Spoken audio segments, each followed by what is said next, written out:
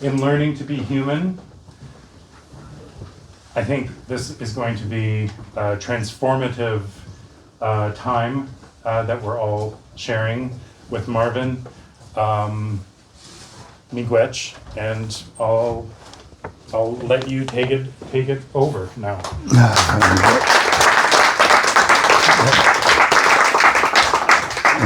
Quickly, I use a much older technology. I picked up my companion here on the beach this afternoon, and this is the sense of time that I work with. This is a Precambrian glacial sediment. It was deposited on what is now the beach at Wanapitei 2.6 billion years ago. And the sands on the beach at Wanapitei are glacial sediments that were deposited between 15 and 7,000 years ago. So I'm going to come forward from that into the present for at least a little bit of the talk tonight. And I'll just put my pal down here.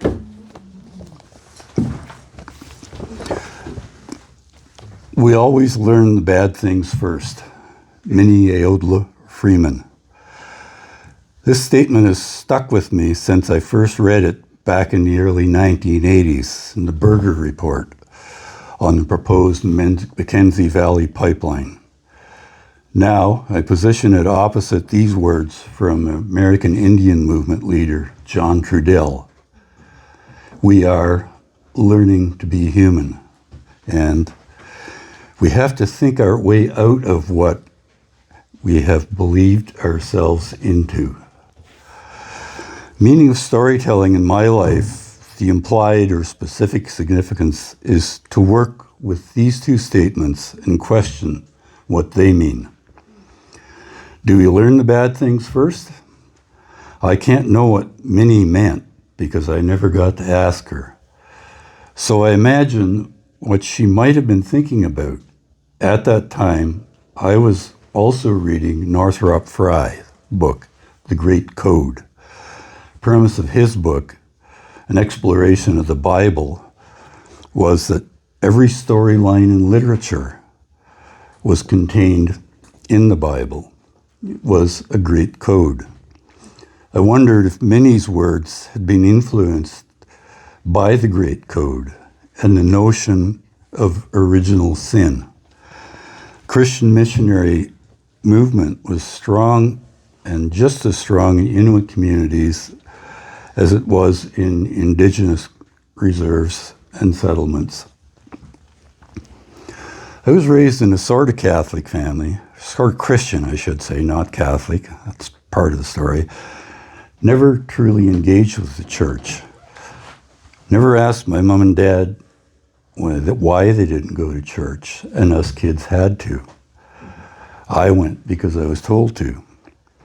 Remember this one time in winter, running home across the lake after Sunday school, wondering about the 12 tribes of Israel and why there were no Ojibwe stories in the Bible.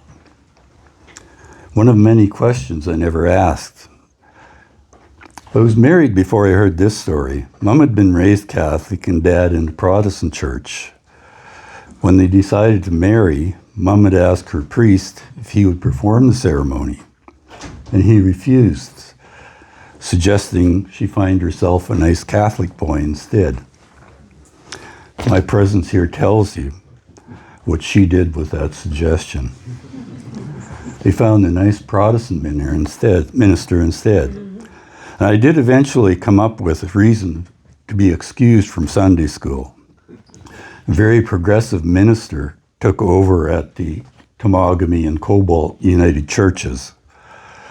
And when the word spread that he had written a letter to Playboy that had been published, the scandal grew around town.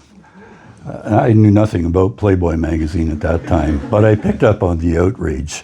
And so I just went home, told Mom and Dad, this is what's happening. And okay, no more Sunday school for me. So from then on, my Sunday mornings were spent more important things like making slingshots, firecracker guns, and catching frogs. So there I was, a sinner. Not on a grand scale, not even very original. I wonder if many would have considered that a bad thing. I know I felt guilty for the longest time, but I no longer fret this idea of original sin. I reject it completely.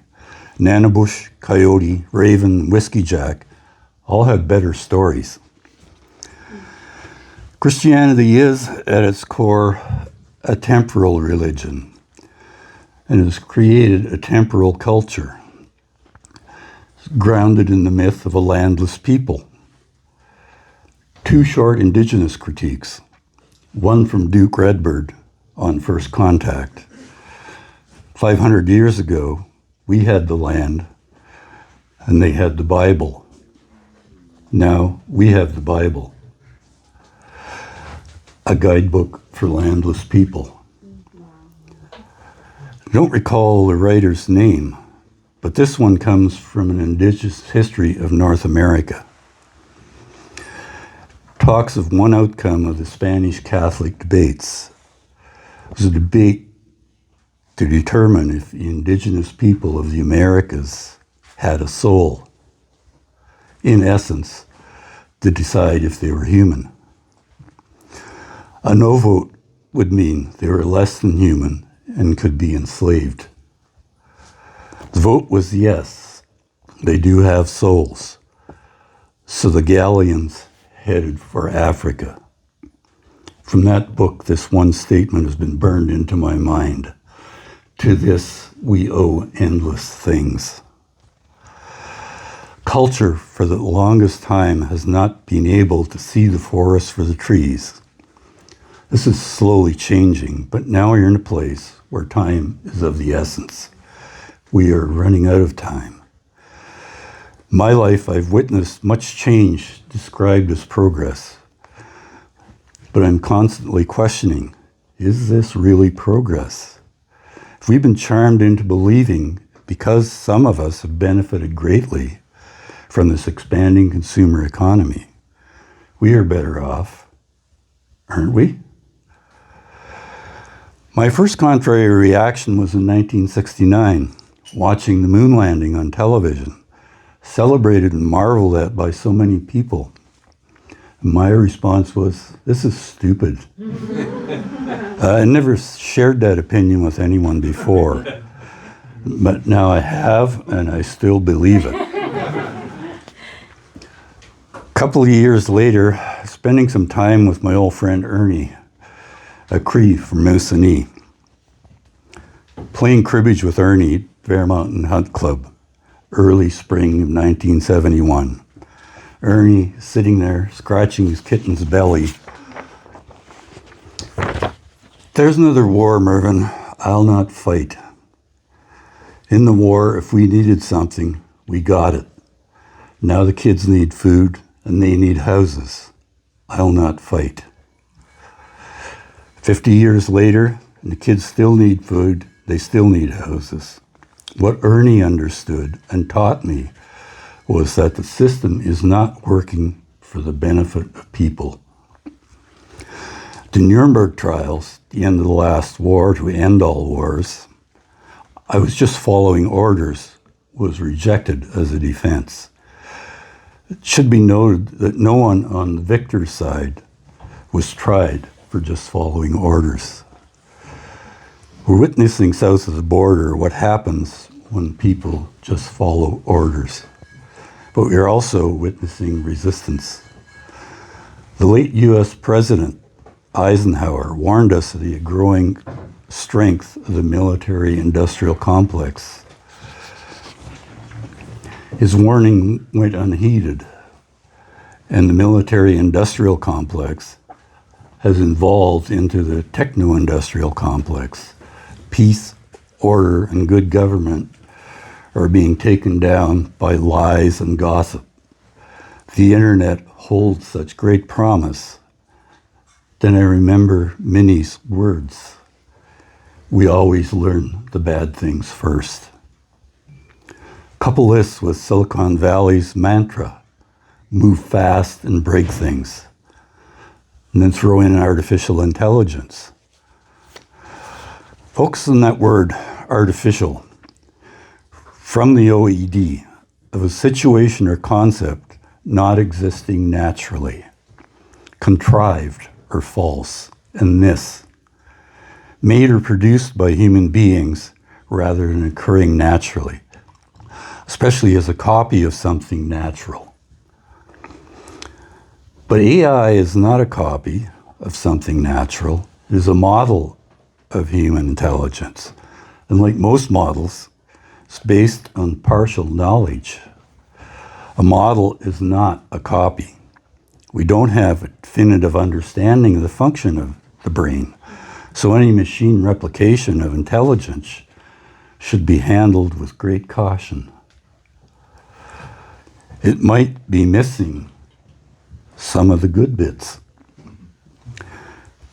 Take it as intelligence in the form of collected information, a modern edition of the Doomsday Book, rather than an enhanced and accelerated ability to acquire and apply knowledge and skills. After all, it is artificial. Consider this example from facial recognition. A 20-something African-American woman who's consistently identified as a 50-plus male. AI shares one human characteristic, the ability to make mistakes. Perhaps people whose mantra is move fast and break things need an adult in the room. Preferably a mother or a grandmother. What if the soul in the new machine is more Donald Trump than Dalai Lama? Recall a line from a lecture by one of my mentors, Professor John Livingston. Maybe what we need is a new story. That day I wrote down the title for a story. Winsacabby Chickadee Goes Looking for a Story. Winsacabby and me are still looking, and chickadees are constantly popping into my stories. I should tell you that one of my great-grandmother's family name was Kenichi, which is Anishinaabe for chickadee. So there's, I didn't know this at the time. I learned it later, and I just thought another thing that came up, my wife, a couple of nights before she died, we were talking about things, all things, reincarnation and such, and she said, if I came back as a bird, what would it be? And I just automatically said chickadee. And those chickadees are still there and beating for me. Coming back to Temagami years ago, I was immediately struck with this sense of well-being and belonging, sense of pure joy. I was home. Have this friend, geography professor at Penn State. He spends his summers in Temagami. His first act when he reaches the lake is to take off his watch. For the summer, he steps out of time. I did a similar thing, not immediately, but over the course of a few years. It has come to the point where I now find myself showing up late for meetings, something not possible in my previous life. I saw timeliness as a courtesy and a sign of respect. Still do, and I always apologize when I'm late. No excuses given, just sorry, I'm late.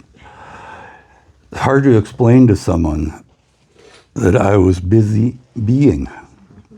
Most times, just walking in the bush.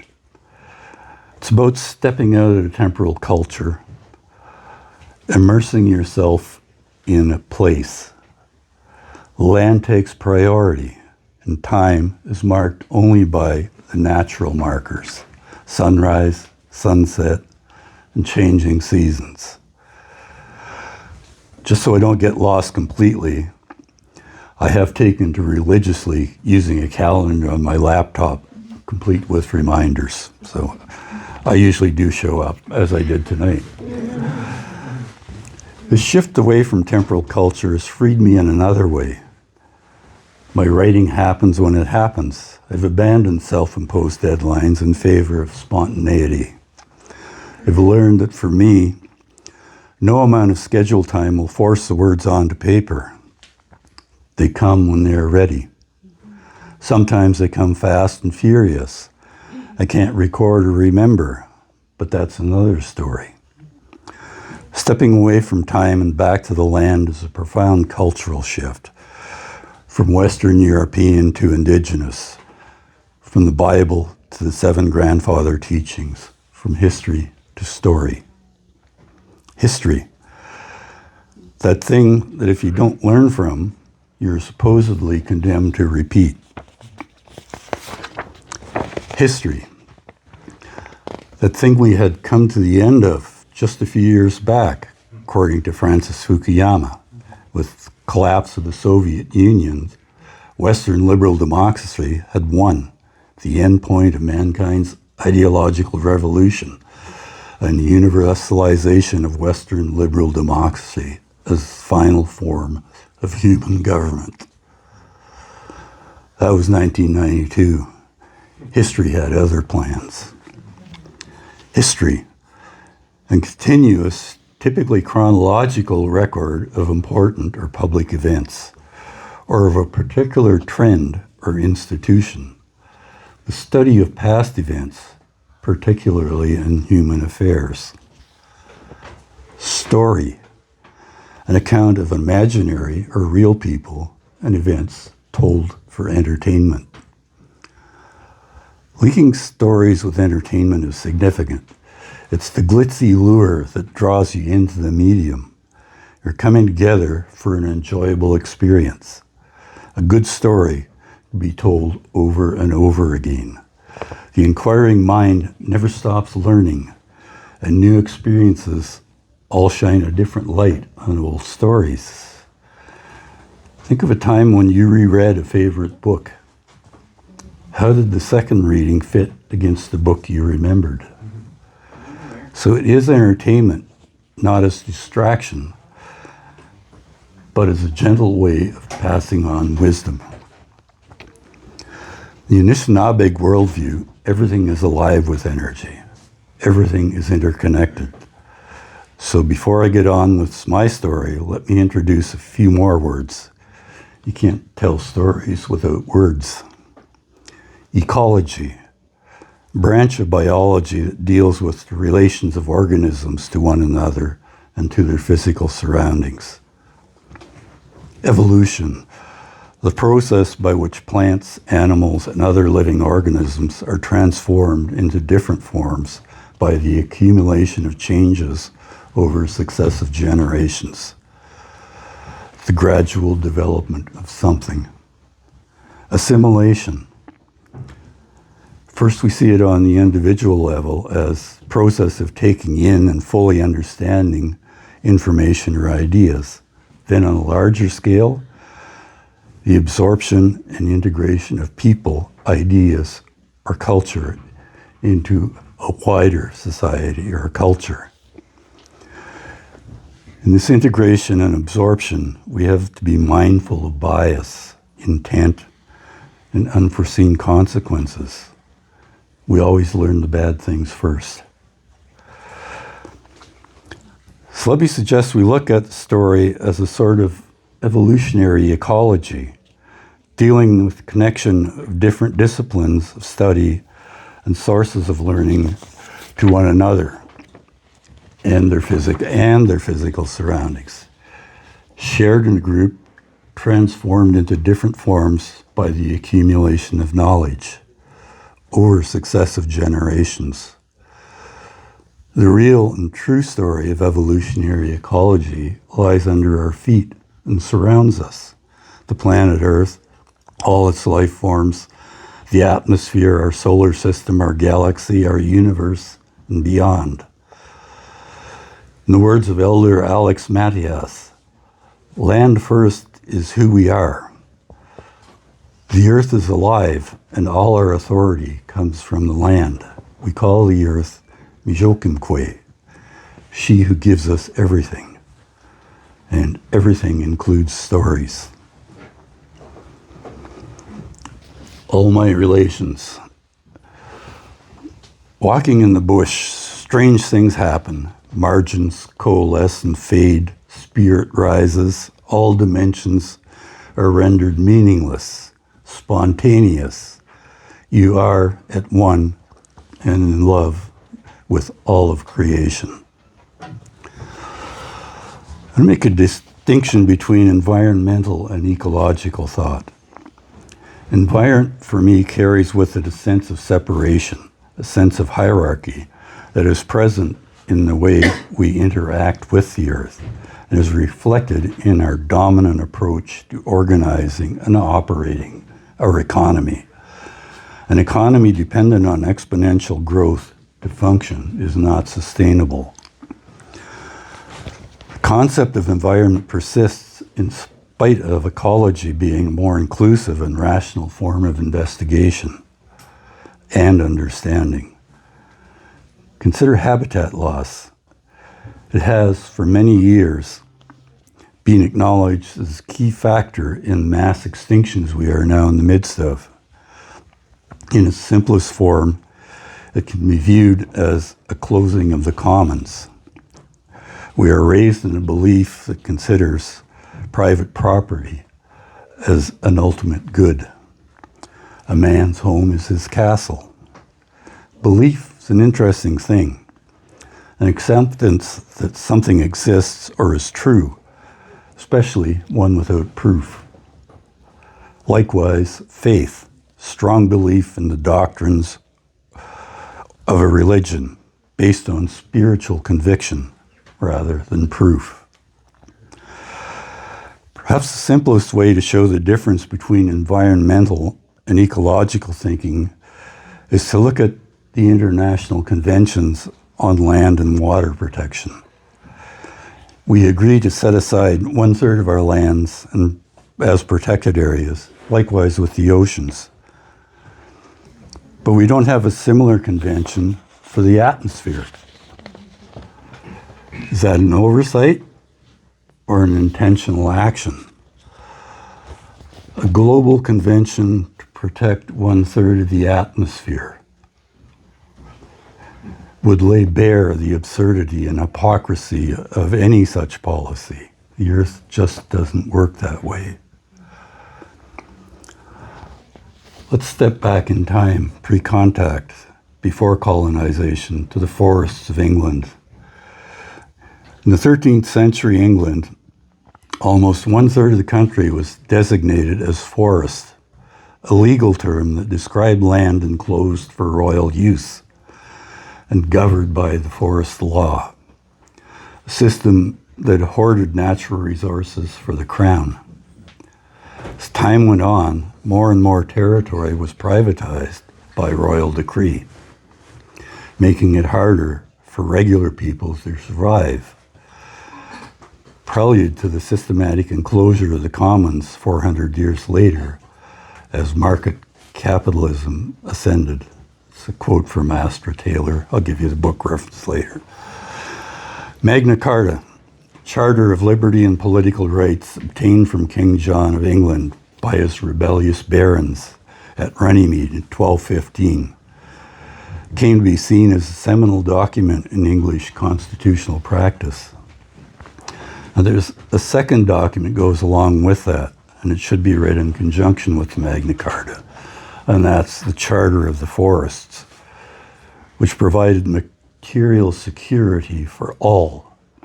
It limited private property rights, halted privatization, and returned lands for common use. I want to focus on the commons because I think it provides a place for everyone and everything. To live in the commons requires a different governance structure. Cooperation takes priority over competition. Leaving the forests of England now, there's a theory that if anyone ever finds out why the universe is here and what it is for, it will instantly be replaced by something that is even more bizarre and inexplicable. There is a second theory. that this has already happened. So here we are again on Dukimanan and thinking about stories. Stories are, in the oral tradition, our repertoire of knowledge, our commons knowledge, and they only survive and grow through sharing. Through stories, we learn to be human. Now we have a bigger challenge. We have to think our way out of what we have believed ourselves into. 37 trillion, number of cells in the human body. If you think competition is superior to cooperation, imagine the 37 trillion cells in your body not getting along. I just gave you a demonstration. Life would indeed be nasty, brutish, and short. Imagine the organs in your body not working together, not sharing. Many shamanic societies, if you came to a medicine person complaining of being disheartened, dispirited, or depressed, they would ask one of 4 questions. When did you stop dancing? When did you stop singing? When did you stop being enchanted by stories? And when did you stop being comforted by the sweet territory of silence? That's a quote from Gabriel Roth. Story needs words, and words need meaning. Tell me what you see, tell me what you hear, tell me what you know. Without language, you cannot do that. We need words to sing the world alive. I'm speaking in my first language, English. It's a playful and confusing language, constantly evolving and assimilating. I was struck by these words from an Aboriginal elder. Languages are not dying, they are sleeping. They are waiting to be reawakened. It's time for an awakening. Indigenous languages are important because each one carries a unique worldview. The beauty and subtlety of these languages must be shared. The English language might become a vehicle for sharing Indigenous knowledge through shared words. It is not without risk. The use and meaning of words evolves over time. An example, man. Traditionally, the word man has been used to refer not only to adult males, but also to human beings in general, regardless of sex. There's a historical explanation for this. In Old English, the principal sense of man was a human being. And the words where and with were used to refer specifically to a male person and a female person, respectively. Subsequently, man replaced where as the normal term for a male person.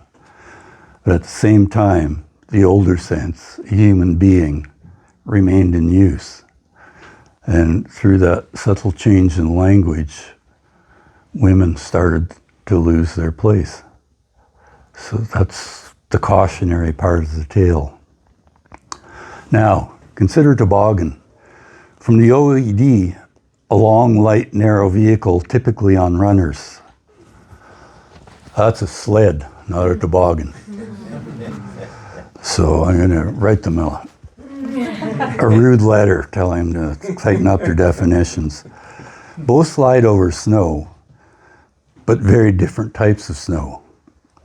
There's a complicated physics behind the choice of sled or toboggan. It has to do with the pressure melting point of frozen water. It's the same physics that explains ice skating, glaciers flowing over the land. Story adds necessary experience to simple definitions and facilitates the choice of sled or toboggan. So we should continue to share the language, but with conditions.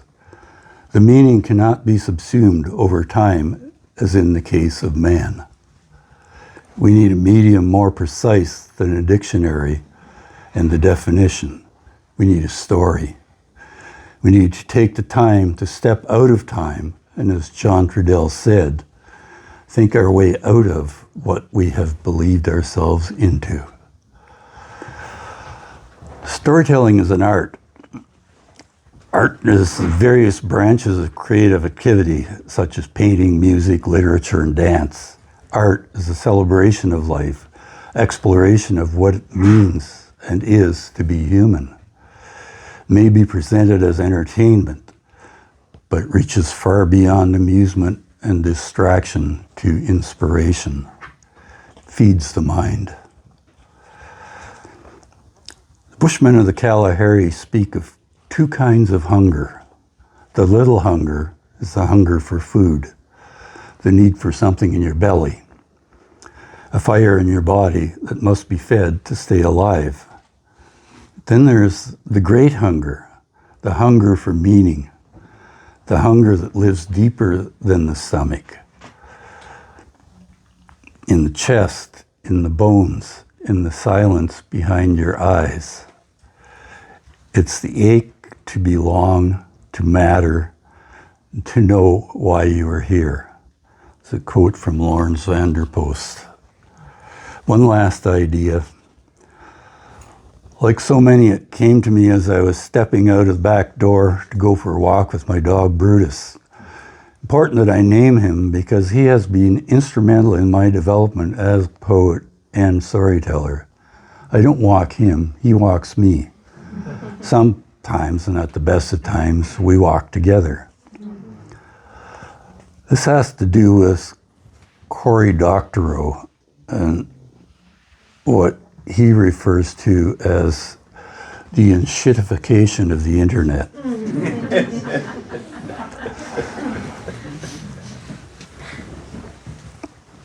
The rise of right-wing populism and the assault on truth and free thinking. Populism requires three elements, a very unholy trinity, an enemy above and an enemy below, and at the center, a populist, a rage generator.